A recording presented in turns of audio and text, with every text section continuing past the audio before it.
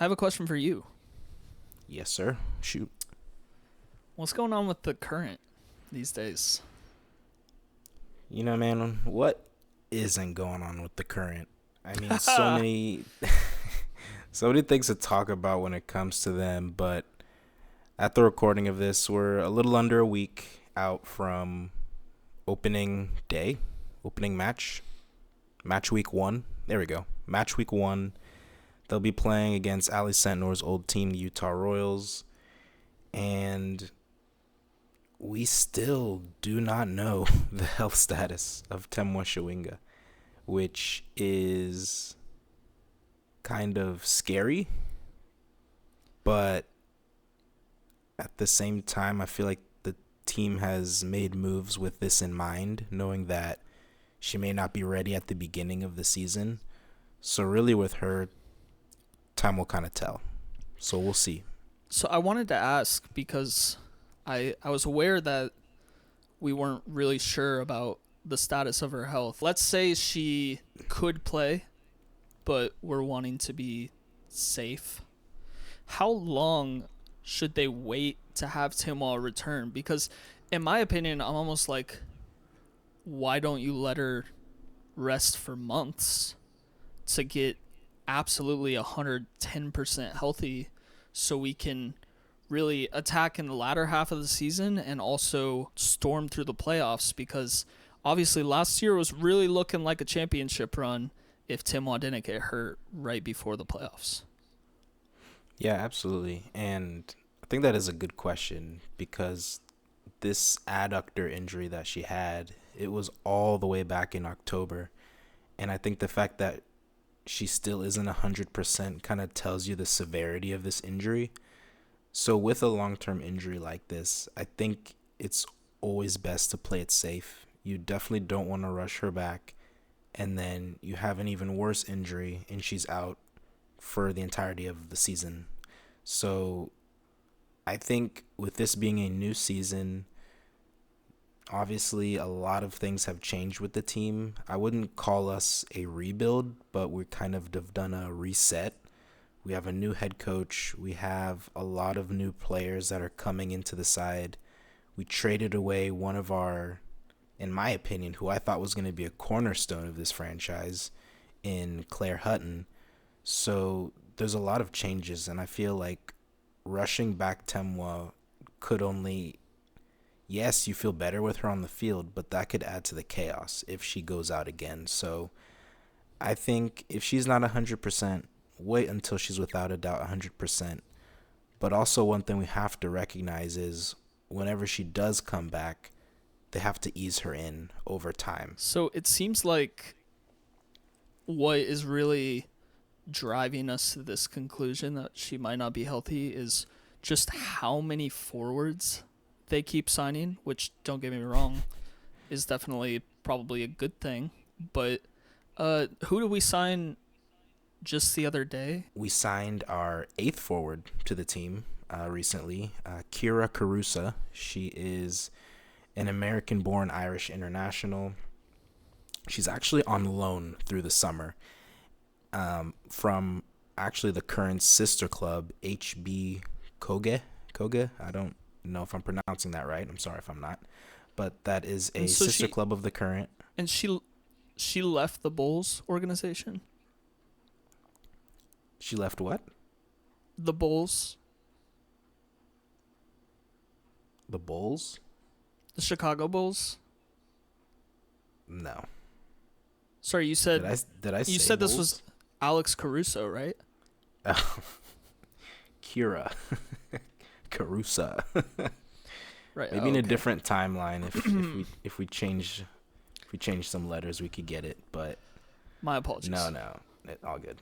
So with Kira Carusa coming over from sister club HB Koga, I think that this is kind of a sign that they knew Temwa wouldn't be ready at the beginning of the season and they wanted to provide some more depth.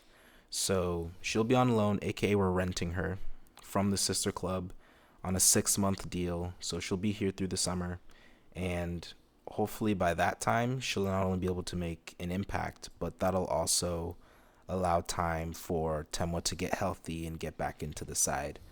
But to kind of know more about Kira, she's actually coming over from our sister club. She had a first stint with that team back in 2020 up through 2023, and she was able to score 34 goals in 60 games. She did spend some time with San Diego Wave and had kind of some good games with them. Didn't end the best over there before transferring back over to Koga. So I think for her personally, it's kind of about rediscovering the form that she had a few years ago and being that goal scoring threat. And my hope is that she can kind of rediscover that confidence and be able to put goals in the back of the net, because not only is that going to help her, but of course that's going to help the current and make sure that our offense doesn't hit a beat compared to last season.